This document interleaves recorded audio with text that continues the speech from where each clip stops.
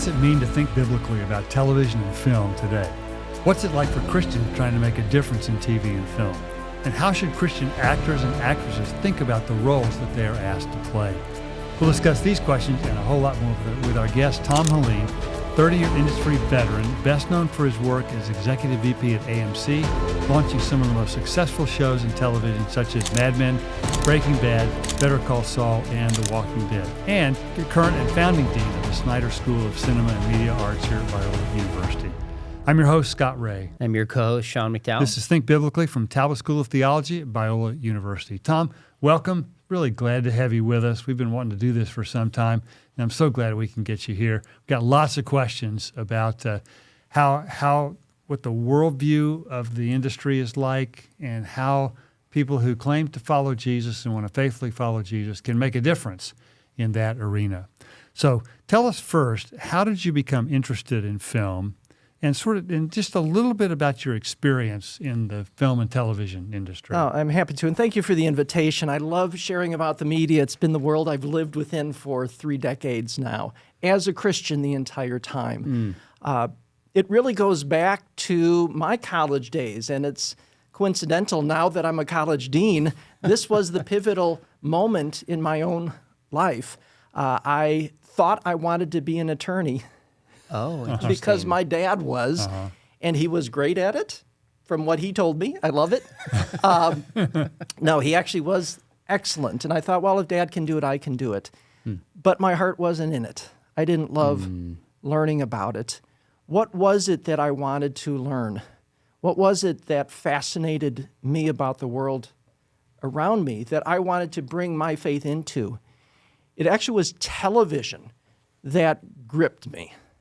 And the reason why is I realized that this was an invited guest into the homes of the world's population, right? That screen. And the messages that it was bringing into your home. I looked at that, and not only did I recognize how it was impacting me, but those around me and what its potential is. But most importantly, I also realized it didn't understand me. Because the way it represented faith, presenting us as, faith being a crutch, or that we're not smart, or that we're not diligent, and we are stupid for believing this. That wasn't the Christians. Those weren't the Christians I knew. That wasn't me. I'm an analytical, right? I research things. I do charts and graphs. And faith is, as it was then, logical to me. Why isn't faith represented the way that I understand it to be in the media? Well, you think about life. Many times it comes down to people just not understanding faith. Knowing that the media is the most powerful form of communication on the planet, and if they don't understand faith, those behind the screen, how do we help them to understand what faith really is? You need to do it from the inside. You need to show them, not tell them, not point the finger with accusations. You have to demonstrate love, joy, peace, patience, kindness, goodness, faithfulness, self-control, and all that additionally wraps up into that. So to answer your question, my belief of being called into the industry at that time was based on not becoming rich and famous. It was based on demonstrating faith to those who might not know or see what faith is. And maybe we can start seeing change in the industry when we represent that our faith is not our weakness, it's our strength. I love that. I've also always loved movies, and I remember when I was a student here, a college student, watching the Michael Medved show, Hollywood vs. Religion, just completely opened up my eyes. I thought, oh my goodness, there's an entirely different way of seeing the world, and religious people are portrayed a certain fashion. It was game-changing for me. Now, amidst that contrast, you said you've been in film 3 decades, film and TV. Yep. How many Christians are working there? And has this shifted at all in the past 3 decades, as far as you can tell? I want to encourage you. There are thousands. When I came into the industry 30 years ago, I thought I was the only one. Really? Truly. And yet that I didn't look at that and say, well, that's not where we're supposed to be. You look at that as saying that's where we need to be. And I'm willing to take that step, not knowing another soul who believed as I believed. And I entered into it with faith and trust that, God, you will, I don't imagine you would call me into something in life and not provide the path, not provide the support. And that support it started through one individual. His name is Larry. He was a 6'4" Swede, bright white hair, huge, broad shoulders. And someone says, Tom, I know you feel alone. You need to meet Larry. And I was on Ventura Boulevard, Jerry's Deli, if you've been there. I don't even know if Jerry's Deli is still there. But he and I met for lunch, and I walked in, and he looks at me and says, Tom, I'm Larry. And he gives me a big bear hug. And he says, I just want you to know you are not alone. Wow. I'm going to start introducing you. And over the course of the next number of years, I became part of a prayer group. Every other week, we would meet at CBS headquarters, executives from around the industry who had a common faith, just supporting one another, praying for one another, sharing business tips. You know, it was about community. So that was my start. And over the course of these decades, and even now in my new role here at Biola University, I am still meeting more and more and more faith-filled Christians at the highest levels of this industry, right? It's not just those on the screen, but we're talking executives who are running major organizations that you don't know because they don't sit there and say, I'm a Christian, you need to do this or that. Yeah. They are living their faith and have earned incredible reputations within this business. They are there, right? This is not just a mission field, right? This is about demonstrating what faith looks like through excellence in craft, right, at what we do, but excellence in character, who we are, how we live our faith. So how, in terms of the craft side, how did you get your start? Nobody starts out as an executive. What was your point of entry into the industry? I started out as an intern, and I said, this is amazing. I get to show them that they can rely on me. So it didn't matter the task. And my first tasks were cleaning a closet and getting lunch. It was a network at the time called the Family Channel. It's now known as Freeform, still on the air. I was the assistant to the assistant for, you know what, I want to take a step back because this is something really important about when you know God has called you to do something. Okay, I was at the time attending or planning to attend Regent University. I was trying to find an internship to get my feet wet before I began. And sometimes, as we find in life, the things that we want are under a little different timeline than what God wants, or at least he's waiting until the point that he knows we're ready. So I was out in Virginia Beach interviewing, trying to get something, offering to work for free, and I could not take someone. No one would take me on. Until I met with one gentleman, his name was Steve. And Steve says, well, listen, I would love to take you on, I can't. But have you thought about sending your resume to, and he gives me a point of contact over at the Family Channel, which was based out there. The day my resume landed on the desk of the head of personnel, the assistant to the head of original programming calls down and says, we desperately need an intern. Do you have anyone in mind? Okay, right? Luck when preparation meets opportunity, right? We don't call it luck. It is God's moments to, I think, show off and say, I got you. Yeah. I've got your back. And this is where I need you to be. And I'm not going to bring you there and leave you hanging. But He waited until the last moment when I was about to say, I'm going to go back home. And then he said, okay, Tom, now you're ready. And the miracle happened. So I worked for an intern for a gentleman named Terry, who has become a dear friend for 35 years. And he taught me the industry, starting with seeing that I could clean a closet really well, and I could get lunch, and I can deliver coffee.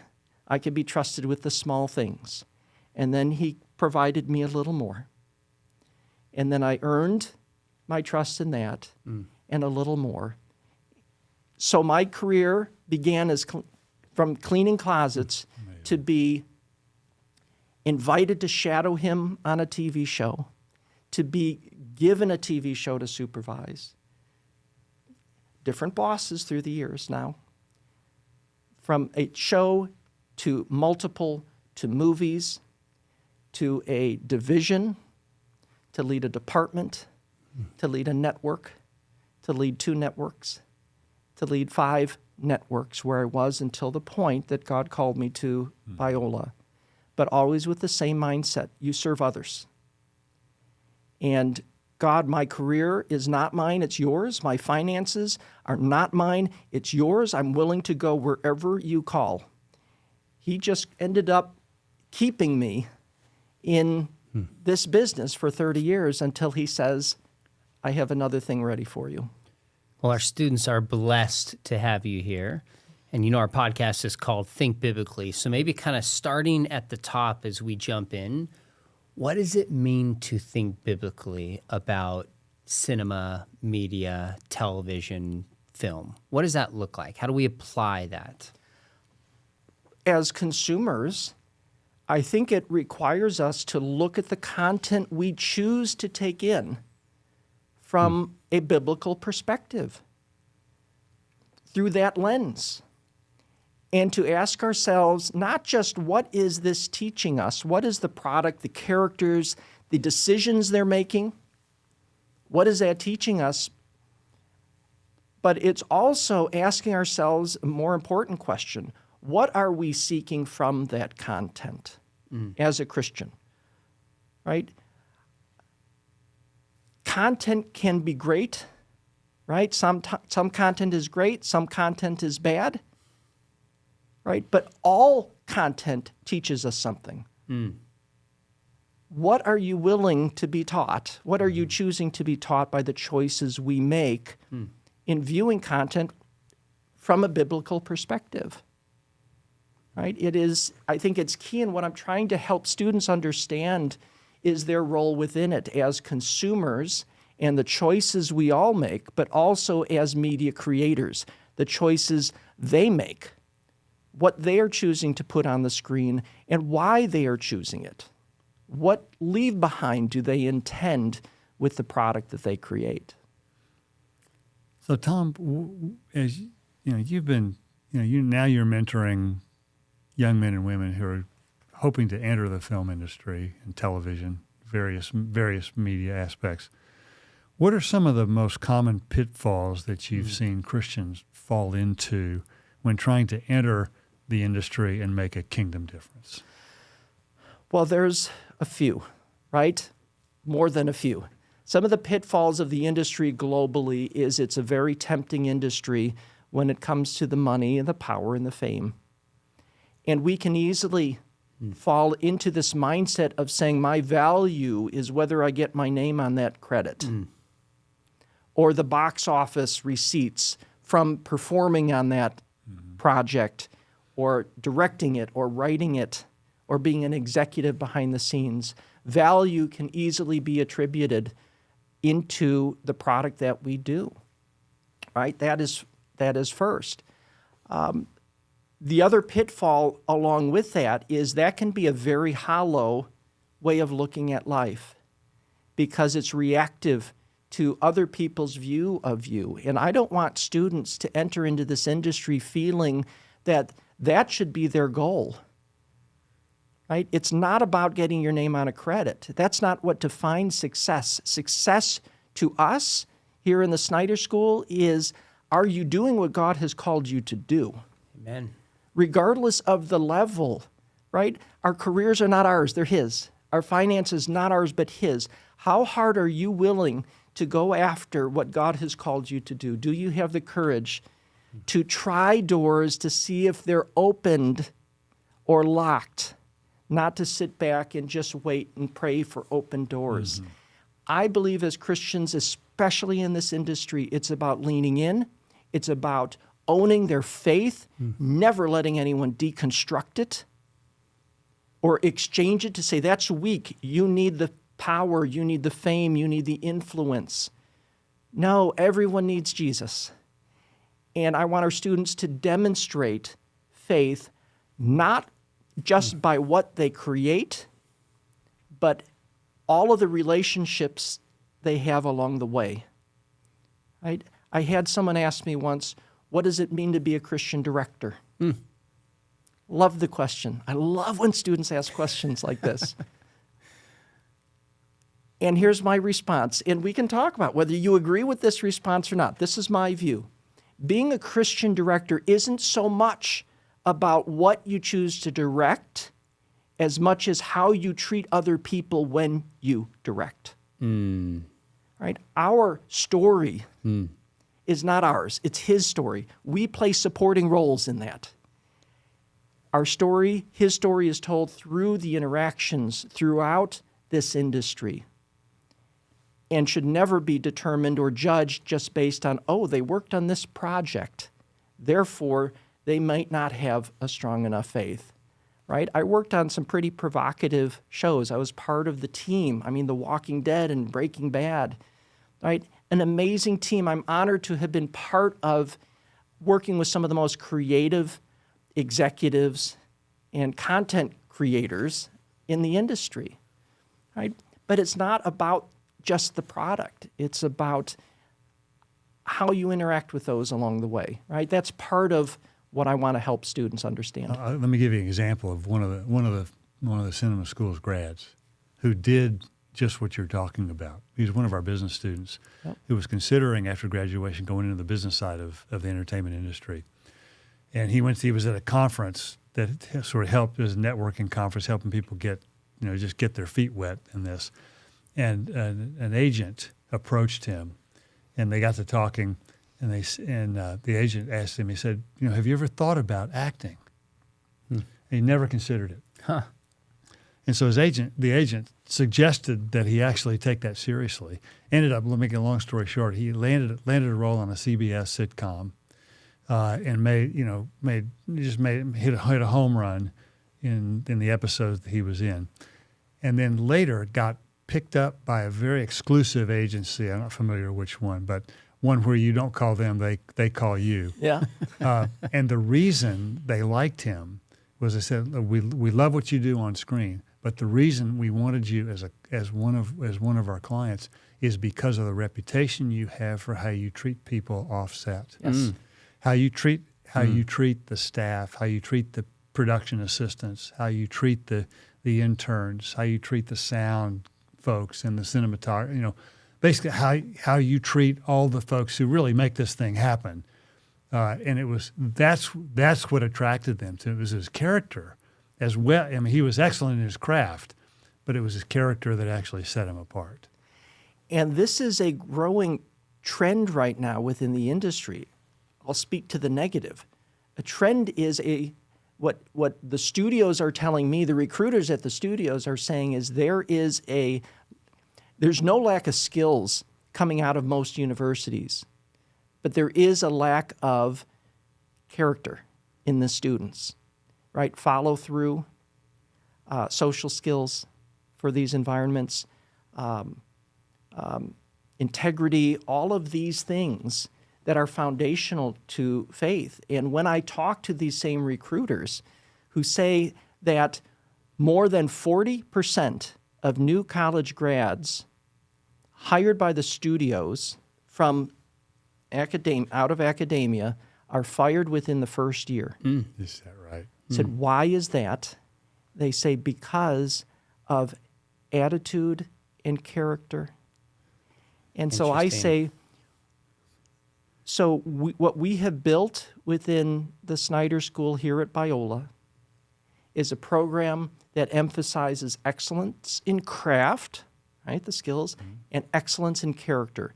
If we are delivering to you students who not just are great at what they do, but great at who they are, is that of interest to you? Yeah. And they say that is the golden ticket. You send students out like that, that is what we're not seeing enough of.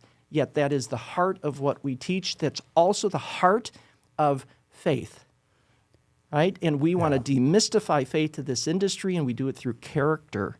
And this is what they're saying they need. That's very right? encouraging. What we already have inside. Before you got to Biola, I asked the previous director of the film school, I said, how do you explain that so many of the film school's graduates are finding consistent, sustainable work in the industry? And you know what he said? I'll never forget. He said, because they show up. Yes. They show up. And what he meant by that is that you know, we can trust them. You know, they have integrity. You know, they do what they say they're going to do, and they actually show up on time and ready to put in a good effort. Absolutely. It is, as a Biola dad, this is the school again, I was in Manhattan running television networks. Biola was the school we chose to send our son, right? He wanted media training. And these were the three filters that we used in this choice. Number one, it has to be a school that's unapologetically Christian.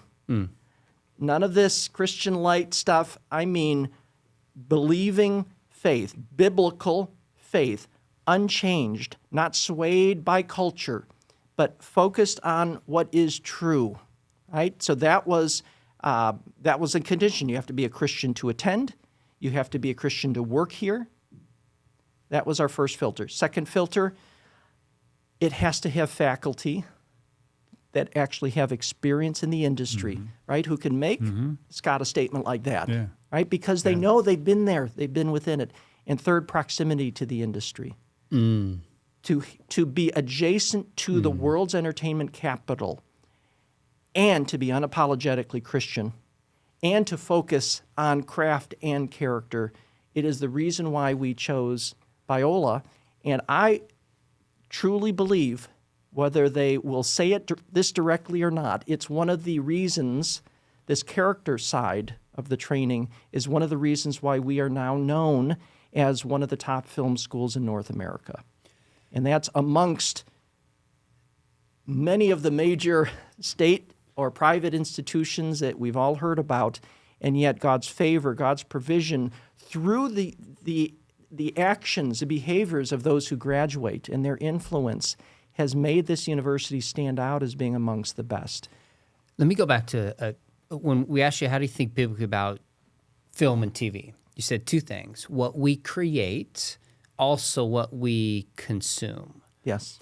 And then you said when it comes to, correct me if I don't state this correctly, but when it comes to, like, say, being a Christian director, it's less what you create, more the character and excellence you bring to it. You cited Breaking Bad, Walking Dead. By the way, Breaking Bad is my all-time favorite show, hands down. My son, who's a Biolan, we've watched it all the way through, and we talk about it. Now, there are some non-Christian ideas about the soul, and it's all chemistry woven in, but there's some deeply biblical ideas about if you let sin run its course, this is exactly what happens. So I think I wouldn't recommend it for, like, my 12-year-old son. I'm like, not yet, which means, yes, it's about character and excellence, but there is a limit. I get asked all the time from people, what shows do I let my kids watch? What shows should Christians watch? So in that, I'm assuming there'd be some point where you'd say, yeah, it's not just excellence.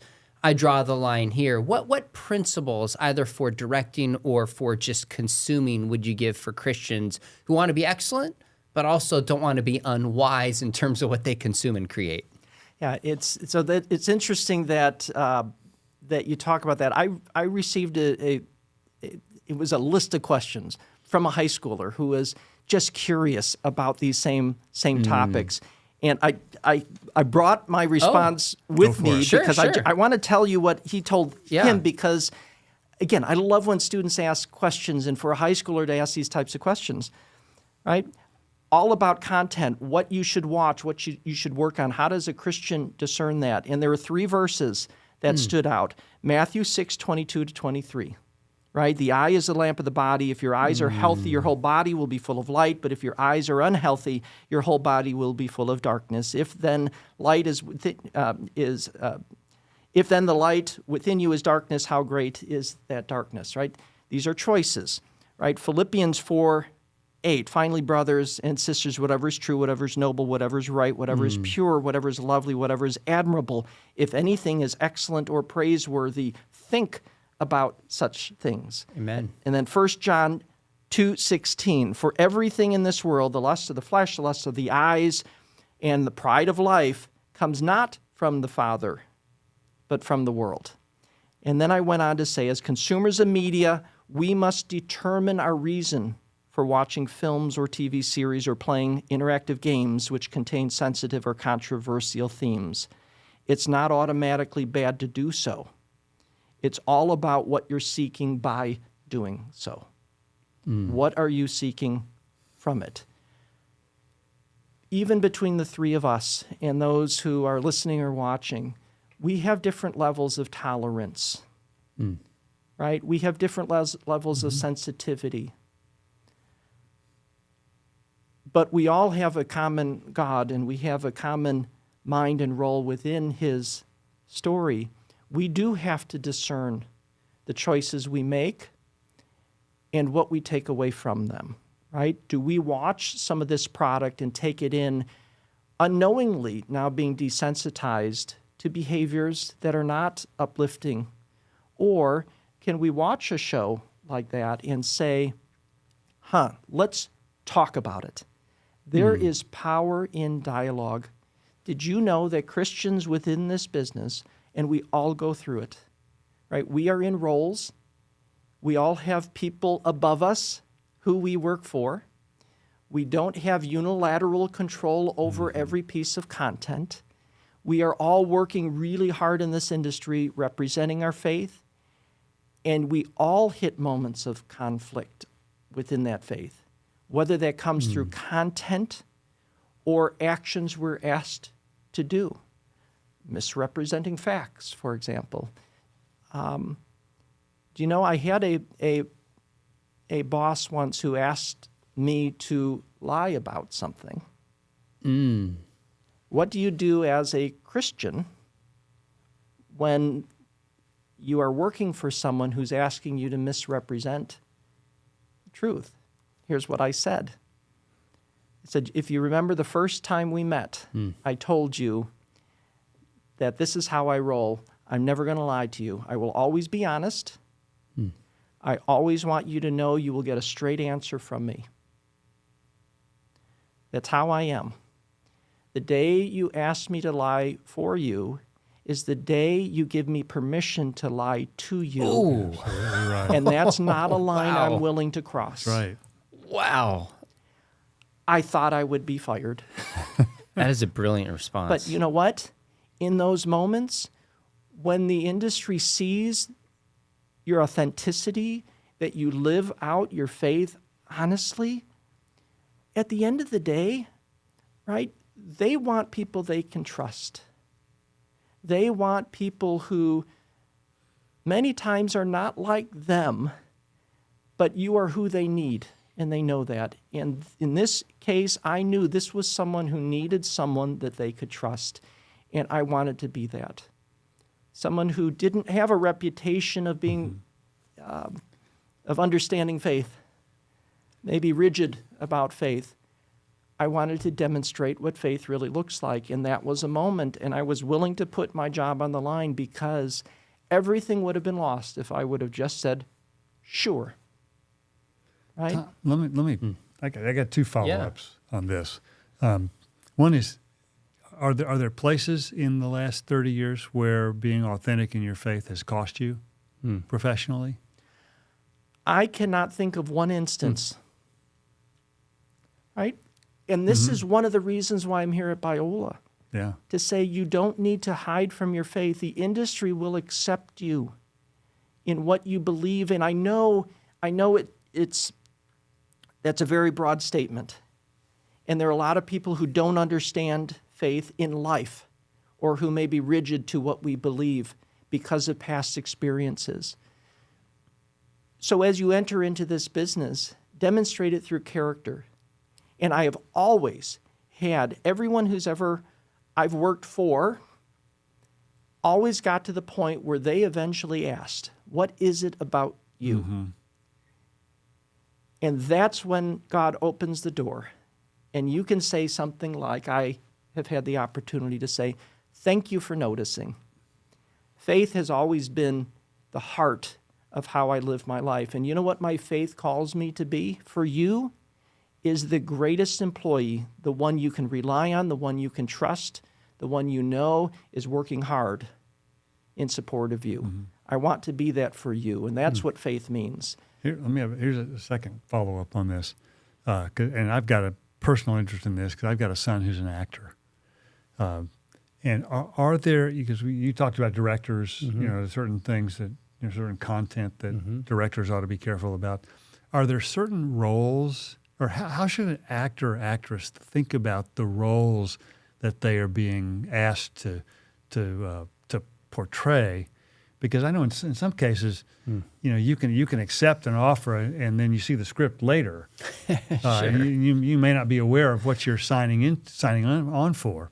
But how do you help the people who are acting to think biblically about the roles that they take and the ones they portray? Hollywood is filled with themes and stories that may be inconsistent with our worldview.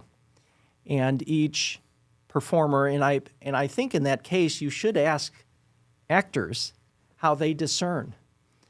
I can speak from an executive standpoint in what we do, right? We have a role. It's our choice to fulfill that role. It is, especially for an actor, it's never an obligation, right? They can choose to take a role or not. And different actors that I know have different tolerance levels for different roles, but they are portraying not themselves, they're portraying someone else. And so they need to determine within themselves how deep to go into that character. When you think about characters in general, right, think about how the characters Jesus talked about through his parables, through the stories. I mean, there's some pretty intense people through Scripture. And sometimes through intensity and through different themes, we can best show what conversion looks like, right? Sometimes you need to go into a level of presenting characters and sin. But this is not to say that we should just have a free-for-all and do whatever we choose to, right? It comes back to not just what we choose to do, but why. And so I do know some actors that they draw that line and they say, I will not cross this. And they hold to it, and they have lost jobs for that. But it's their conviction, and I honor that conviction. But in also doing so, I know actors that have been in, more provocative roles, never on the furthest fringes, I'll say R-rated types of roles, who I know their faith is genuine, right? My faith was questioned by some because of my association with certain shows. As Christians, we have to be really cautious to not prejudge ourselves because one of us is working on something that may be not what we would think, right? Breaking Bad as an example. Walking Dead, right? I had a really great Christian friend reach out to me once and says, I think your faith is I'm concerned about your faith because of your association. And this is a common discussion we have as Christians in the industry. Did you know that those who are producing faith-based product get more criticism from Christians than from non-Christians? It's common amongst us. Again, we are living our faith, and yet we are criticized by others questioning our faith, even just due to our association with certain shows.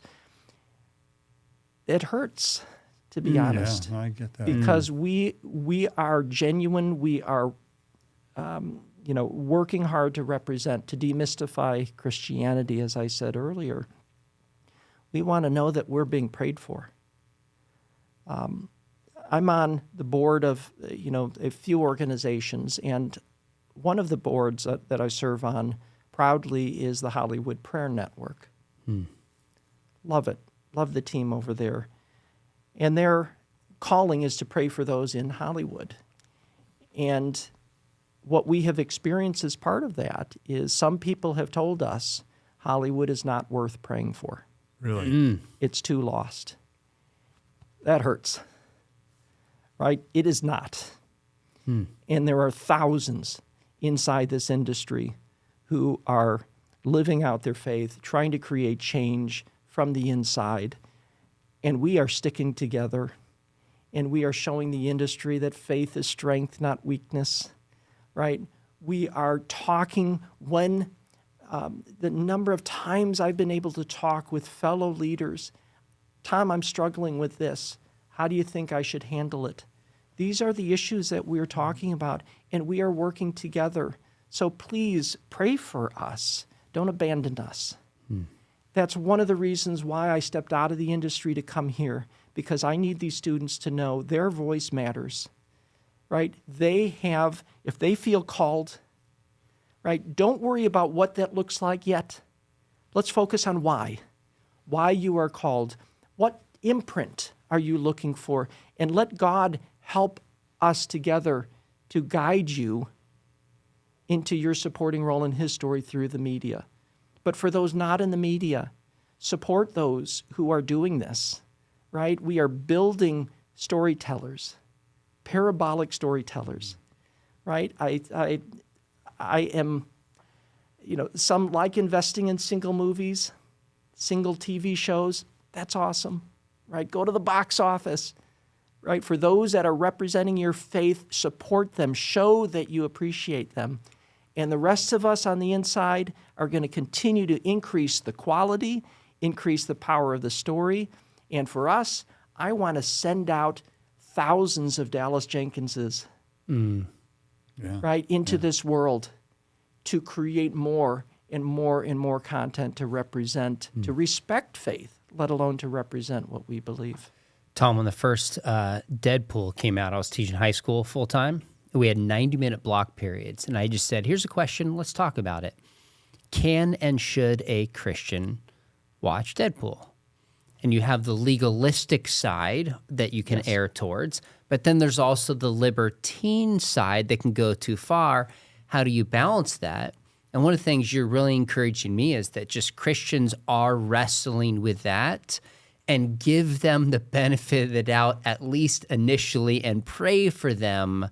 And that's a really helpful encouragement for me. Now, some of the insights you're giving is about the character, about how we direct, about how we act. That's kind of an internal missional approach maybe to reaching people within Hollywood. But there's also that outward focus, using films, using TV to try to take a message and advance Christianity beyond kind of the world of Hollywood. How do you balance those two, and what's the message you would give to Christians to try to create films, and in what way, that positively influences society and potentially the gospel? It is critical. Some are called, even within our own student body, some are called into the secular side, some are called into the faith-based side. There is room for all of that. The media is the most powerful form of communication on the planet. how are we going to use the media, use the screen? I should say the screens, right? The movie screen, which is a 50-foot experience. The TV screen, a 10-foot experience. Your computer screen, a 2-foot. Your phone screen, a 1-foot experience. Right? How are we going to, as Christians, utilize the power of these screens to bring hope into the world, not more chaos? It's incredibly powerful. So that is part of the equation, is don't just look at behavior as the only thing on representing faith in this industry. Consider the choices that you make. Now, it takes a while before you're at a point of making those decisions. Yeah, right. So earn your reputation, and that gets you a seat in the room. And then when you get the seat in the room and you are trusted, you're now able to influence the content. My bosses have no idea what I kept off the air. Right? I had a job. I needed to deliver ratings. I was in a position to make choices.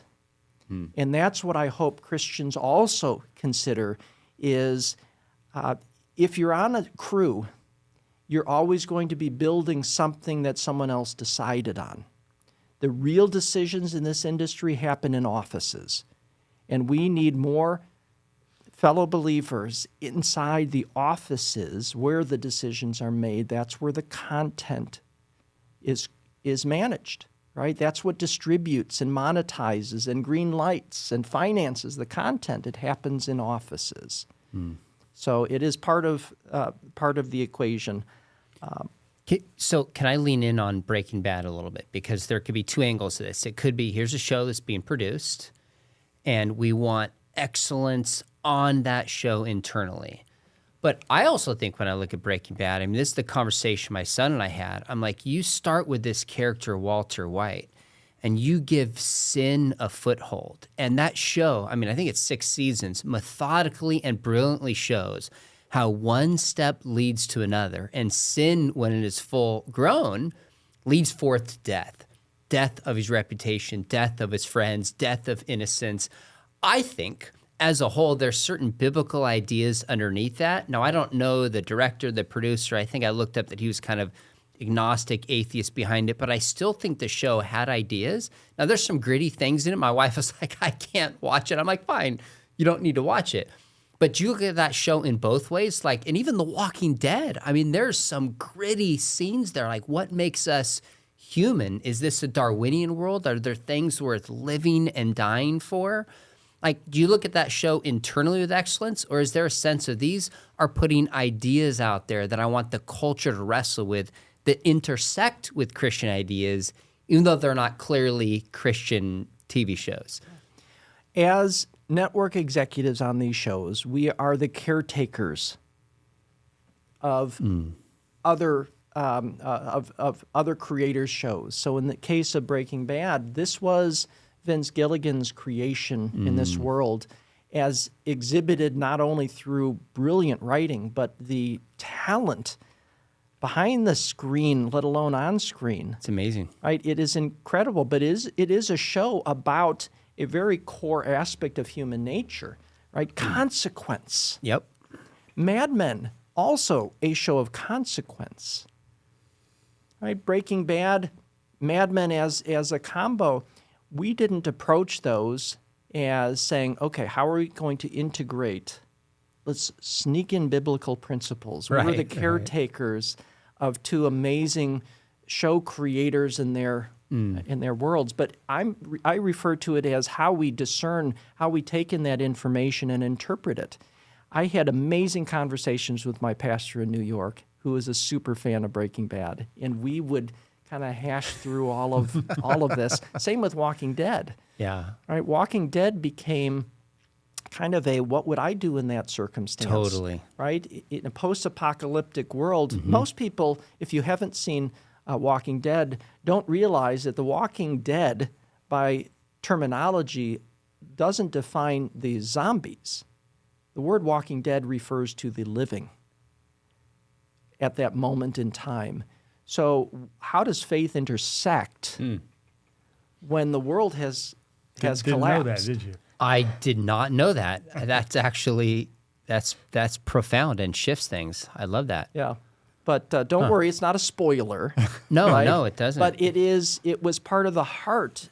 And, when you think about what makes a great story, for example, it is unique characters in unique circumstances, right? And how they travel that path, and you as a viewer travel that path along with them, all the way to resolution, right? The power that Jesus has demonstrated through parabolic storytelling. We have the ability through these screens and even through this microphone to continue that, to understand the audience, to understand how they need to hear messages or stories of hope and truth, to bring light into darkness, right? We do it on the screen, we do it off the screen. And I want, for our students, as I wanted through my life, to do it both places. And I mentioned my youngest son is an actor.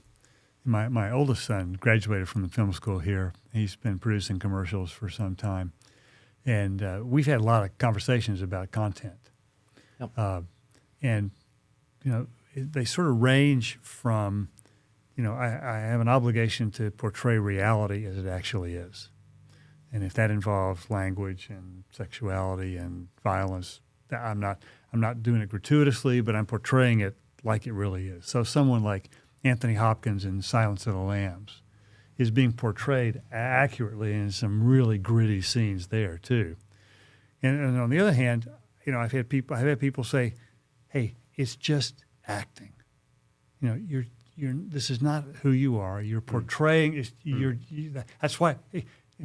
I've had people say to me, "That's why they call it acting, Yes. because it's not a statement about who you are." But how do you sort of navigate between those two views of content creation? Well, again, at the risk of restating, even those listening now, we're all going to have different points of view and different answers, and be very defined in our answers by saying you should never do this, or it's okay to do that. And both may be totally right and aligned with God. Yeah, without being a relativist. Right. Those of us Christians in this business, again, thousands, okay, we talk with our groups, our support groups, to navigate through these. I am asked to do this. Had a conversation, someone of very high level in a production department at one of the major studios. And I had lunch one day, and he says, "I've been asked to make such and such a movie." Okay. And it was an R-rated. He said it was not something that he was comfortable making. But as senior leadership, he was asked to do that. We talked about how do you navigate that moment. So it's not just actors and writers, it's production executives who are trying as hard as we can to live out our faith, true and honest. And he said, sometimes you need to make things that aren't consistent with your faith, because when you do that, you keep your job, and it allows you access to others. And he lists a name after name of very well-known people you wouldn't all know, who he says, I get to be an example for Christ to them. I want them to see Christ in me. And if I have to do this because it's my job, and if I just say no, you're out. Because there's 1,000 other people who want your job. So you would say the default position would be to keep your place at the table. Sometimes it's keep your place at the table. I've also known moments where people have said, this is a line I'm not willing to cross. And I also respect them. I respect both because I've been there, right? I know what it's like to navigate, and I have no right to look at them and say, well, you didn't make the decision I would make, therefore you were wrong, because I know their hearts. Right? I personally know them, and this is what we all have to navigate through. Pray for them. Pray for discernment that we may make great decisions. I'll use another example, and this comes through one of our faculty members who's here, sitcom writer, in the room on a well-known sitcom. And he tells a story about how he, if there was a joke that came across in a script that he felt was not appropriate or that he wasn't comfortable, you sit there and go, okay, what do I do? If I stand up and I say, I'm offended, I refuse to let this script go forward, what do you think happens? Instead, he said, you approach it from the standpoint, as this executive at the studio did on this other example. You approach it knowing the voice that you have in the room. And he said, what is the best way to get an inappropriate joke out of a script? Replace it with a funnier joke. Here. And he said, I would pray. That's brilliant. Jokes away. To the extent that the individual running the show came to him and said, how is it that every time a joke like this, right, a religious joke or whatever, never appears in the final version? Right? Are you praying them away or something? Right? But he's in the room. Yeah. He can help influence. That's what Christians are doing. We are in the room. We're help influencing. It may not be exact. It may not be perfect with what others feel it should be. But we are there, our voice in the highest levels of this industry, really working hard to make an impact for Christ because it's worth it. Hey, Tom, let me, as we wrap up, last night at dinner, my parents were there and my daughter was there, and they were watching the movie in English class and reading the book Silence by Martin Scorsese. And it kind of, it leaves you with a certain tension. Like, it's one thing to be a martyr for your faith. This story tells, I think, 1600s in Japan, how they were treating Christians. But it's another thing when they say, Tom, if you don't renounce Jesus, I'm going to kill your family and I'm going to kill other Christians. And it left this sense of tension, like almost haunting with what do we do? And that's what good TV and media does, is it doesn't always answer exactly, but it asks the right questions. And like you said, doesn't tell you, it shows you. In some ways, I think we've done this in this conversation. Some people want to line exactly what do I direct, exactly what do I watch. And you're like, let's go back to the heart. Let's go to biblical principles. We're going to have to live in a certain tension, kind of grace and truth. And sometimes we might err one way or the other, but let's try to have grace for people who are navigating this differently. That's my big takeaway. I love it. I think that's so well done. Let me end with this. Give a commercial for those who are watching. Either send their kids or their grandkids to Biola to study film. What could they expect to experience studying film here? Thank you for the opportunity to talk about this. I came to Biola because of what I learned through those 30 years. And what I learned through that time is this is not an industry that's just about skills, right? It's an industry where your character matters. I would have hundreds of interns in and out of my office in Manhattan, right? Loved it. I would learn from them. I would learn what the biggest film schools are doing right, what they're not doing right, where the opportunity is. And I thought a lot about what others, a whole lot smarter than me in skills and in faith, taught me through this period. And that is, your faith is your strength, not your weakness. Never let anyone deconstruct it. Never let anyone put that aside to say this doesn't matter. It matters more than you can ever imagine. Okay? When this industry calls out saying we are not seeing enough quality in people, my ears perk up and I go, I know where quality comes from. So coming to Biola, listen, there are hundreds of film schools. If you just want to learn how to write a script, how to direct, how to edit, right? How to produce. There's lots of places you can go, right? I don't want to just be like a regular film school, because guess what? That's not enough, right? That is one half. That's the head training, right? In the industry, even as it's still trying to understand Christianity, in their way, they are saying, we want you to be smart at what you do. We also want you to be great at who you are, right? We want to work with people who are likable. And being likable isn't about doing what others do. It's about being who others need. And that's all about reliability. It's all about love, joy, peace, patience, kindness, goodness, faithfulness, self-control. So the school that we have built is one that focuses not only on training the skills that the industry demands, but the character that the industry is seeking. Why would you be a school to teach only half?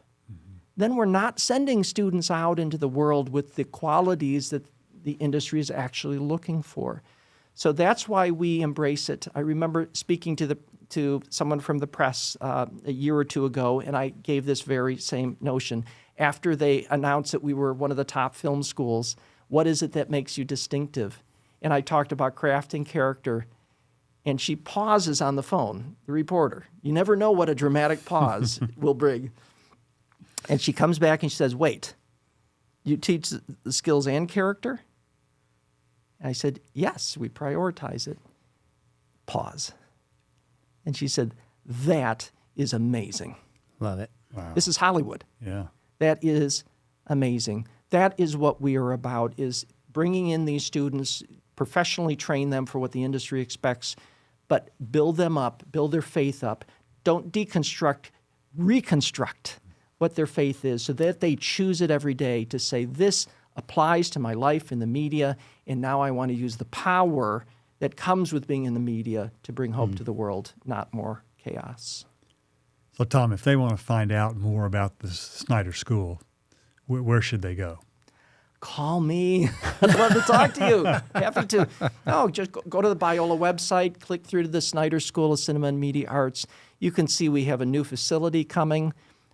We have over $4 million and growing every year of equipment that students get access to day one. They can learn all about that. But one of the things that I love doing, I walk with students one-on-one. Yeah. Right? We have over 446 students now in the program. And I will walk with everyone if they're open to it. But I have about 50 so far. So whether it's a current student, whether it's someone who's interested, call. This is what I'm called to do, right? Give me the joy of allowing me to talk with you about the heart of the program, the why behind what we do. Tom, I'm so delighted that we've had a chance to talk to you. And I think I don't know, Sean, I think you would agree. I think this merits at least another conversation. Because we didn't get through half of what we wanted to talk about today. So we will definitely have you back. This has been so rich and so helpful. And I think for our listeners out there who may have kids that are considering studying cinema or film or media arts, or just some listeners who are considering this, this is the place you want to be, because I think you guys are prioritizing all the right things. Well, thank you. And again, I'm honored to sit with both of you and that you'd allow me to share what 30 years of faith training has taught me. But I truly feel that those 30 years was just my training. I feel like my career has now begun later in life here at Biola to take all that training and invest it into them. They are far more worth the time than just chasing after Nielsen ratings for a career. I love investing in these students. Well, Tom, this has been such a rich time. I trust that our viewers and listeners have enjoyed this, and we will look forward to seeing you next time.